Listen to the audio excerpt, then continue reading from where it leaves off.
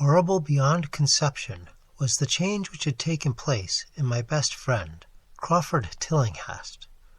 I had not seen him since that day, 2 months and a half before, when he had told me toward what goal his physical and metaphysical researches were leading, when he had answered my odd and almost frightened remonstrances by driving me from his laboratory and his house in a burst of fanatical rage. I had known that he now remained mostly shut in the attic laboratory with that accursed electrical machine, eating little and excluding even the servants, but I had not thought that a brief period of 10 weeks could so alter and disfigure any human creature. It is not pleasant to see a stout man suddenly grown thin, and it is even worse when the baggy skin becomes yellowed or grayed, the eyes sunken, circled, and uncannily glowing, the forehead veined and corrugated, and the hands tremulous and twitching. And if added to this there be a repellent unkemptness, a wild disorder of dress, a bushiness of dark hair white at the roots, and an unchecked growth of pure white beard on a face once clean-shaven, the cumulative effect is quite shocking. But such was the aspect of Crawford Tillinghast on the night his half-coherent message brought me to his door after my weeks of exile. Such the spectre that trembled as it admitted me, candle in hand, and glanced furtively over its shoulder as if fearful of unseen things in the ancient lonely house set back from Benevolent Street. That Crawford Tillinghast should ever have studied science and philosophy was a mistake. These things should be left to the frigid and impersonal investigator, for they offer two equally tragic alternatives to the man of feeling and action: despair if he fail in his quest, and terrors unutterable and unimaginable if he succeed. Tillinghast had once been the prey of failure, solitary and melancholy, but now I knew, with nauseating fears of my own, that he was the prey of success. I had indeed warned him 10 weeks before, when he burst forth with his tale of what he felt himself about to discover. He had been flushed and excited then, talking in a high and unnatural, though always pedantic, voice. "What do we know," he had said, "of the world and the universe about us? Our means of receiving impressions are absurdly few, and our notions of surrounding objects infinitely narrow. We see things only as we are constructed to see them, and can gain no idea of their absolute nature.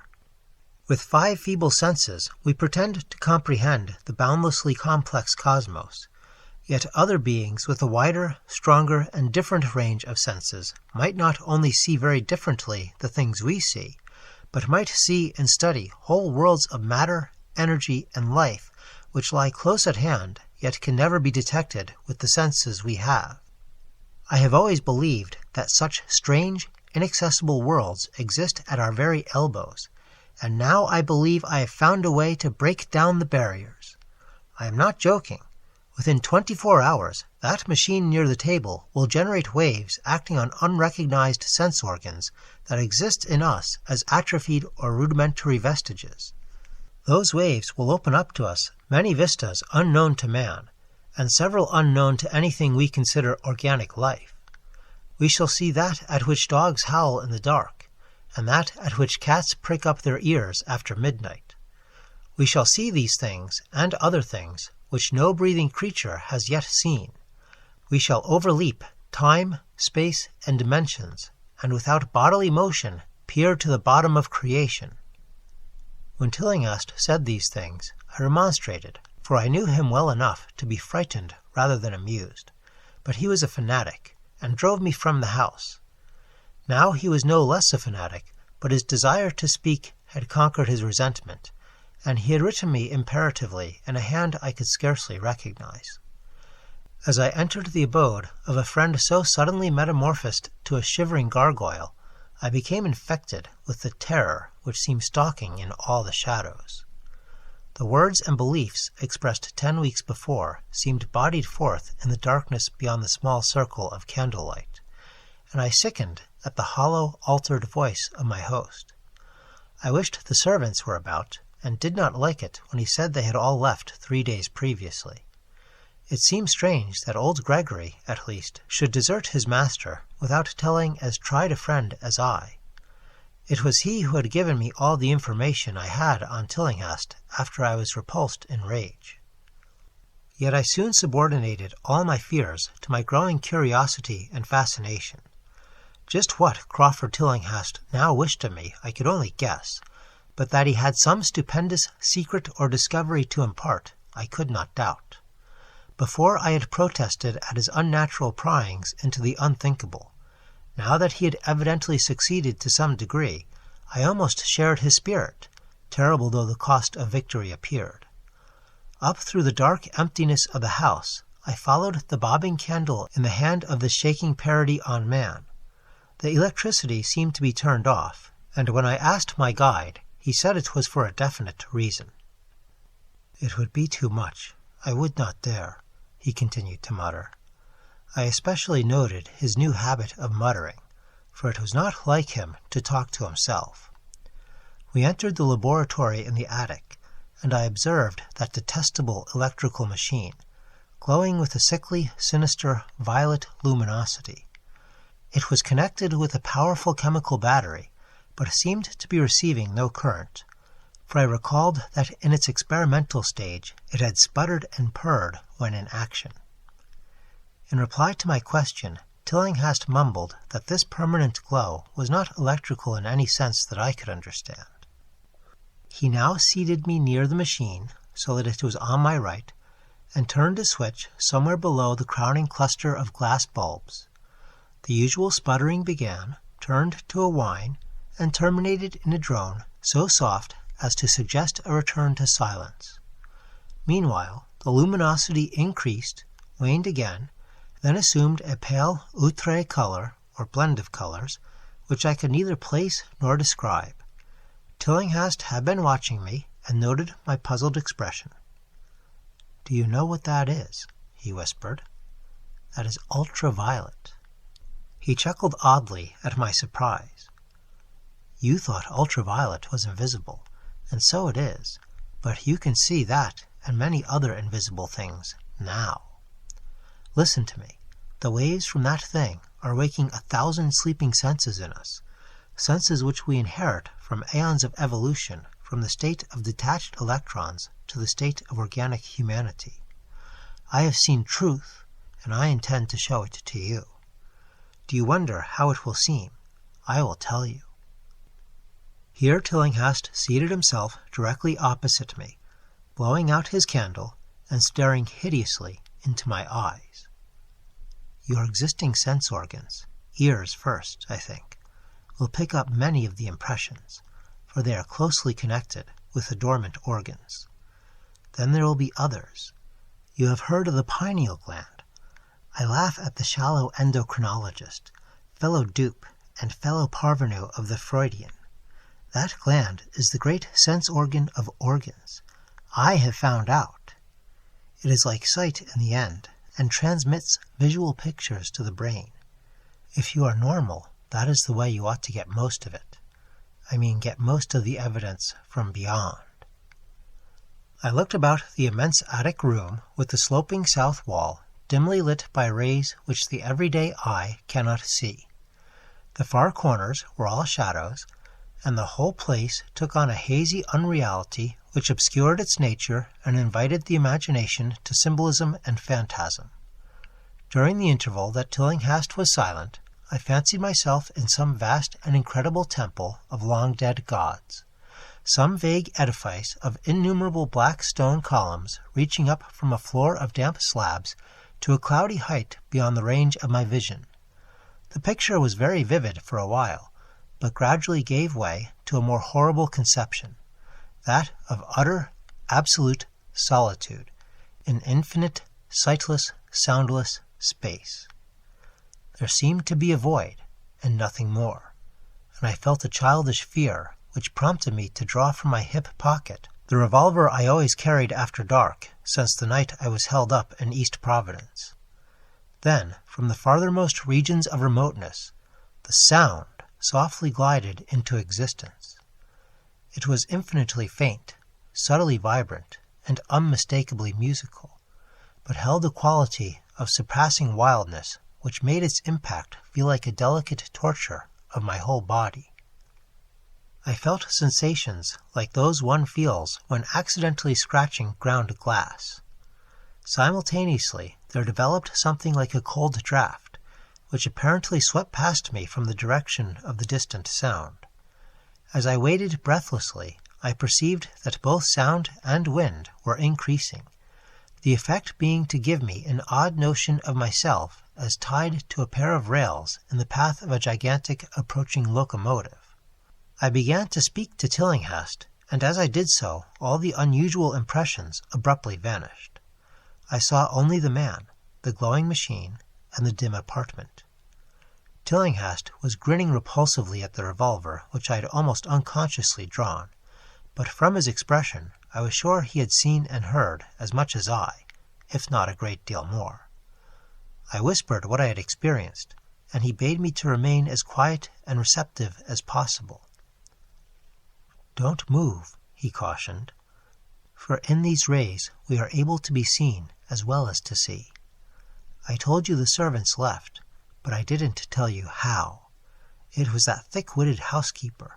She turned up the light downstairs after I had warned her not to, and the wires picked up sympathetic vibrations.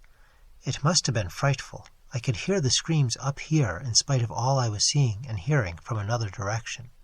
And later it was rather awful to find those empty heaps of clothes around the house. Mrs. Updike's clothes were close to the front hall switch. That's how I know she did it. It got them all. But so long as we don't move, we're fairly safe. Remember, we're dealing with a hideous world in which we are practically helpless. Keep still." The combined shock of the revelation and of the abrupt command gave me a kind of paralysis, and in my terror my mind again opened to the impressions coming from what Tillinghast called beyond. I was now in a vortex of sound and motion, with confused pictures before my eyes. I saw the blurred outlines of the room, but from some point in space there seemed to be pouring a seething column of unrecognizable shapes or clouds, penetrating the solid roof at a point ahead and to the right of me. Then I glimpsed the temple-like effect again, but this time the pillars reached up into an aerial ocean of light, which sent down one blinding beam along the path of the cloudy column I had seen before. After that, the scene was almost wholly kaleidoscopic, and in the jumble of sights, sounds, and unidentified sense impressions, I felt that I was about to dissolve or in some way lose the solid form. One definite flash I shall always remember. I seemed for an instant to behold a patch of strange night sky filled with shining revolving spheres, and as it receded I saw that the glowing suns formed a constellation or galaxy of settled shape, this shape being the distorted face of Crawford Tillinghast. At another time I felt the huge animate things brushing past me and occasionally walking or drifting through my supposedly solid body, and I thought I saw Tillinghast look at them as though his better trained senses could catch them visually. I recalled what he said of the pineal gland, and wondered what he saw with this preternatural eye. Suddenly, I myself became possessed of a kind of augmented sight. Over and above the luminous and shadowy chaos arose a picture which, though vague, held the elements of consistency and permanence. It was indeed somewhat familiar, for the unusual part was superimposed on the usual terrestrial scene, much as a cinema view may be thrown upon the painted curtain of a theatre. I saw the attic laboratory, the electrical machine, and the unsightly form of Tillinghast opposite me, but of all the space unoccupied by familiar material objects, not one particle was vacant. Indescribable shapes, both alive and otherwise, were mixed in disgusting disarray, and close to every known thing were whole worlds of alien, unknown entities. It likewise seemed that all the known things entered into the composition of other unknown things, and vice versa. Foremost among the living objects were great inky jellyfish monstrosities which flabbily quivered in harmony with the vibrations from the machine. They were present in loathsome profusion, and I saw to my horror that they overlapped, that they were semi-fluid and capable of passing through one another and through what we know as solids. These things were never still, but seemed ever floating about with some malignant purpose. Sometimes they appeared to devour one another, the attacker launching itself at its victim and instantaneously obliterating the latter from sight.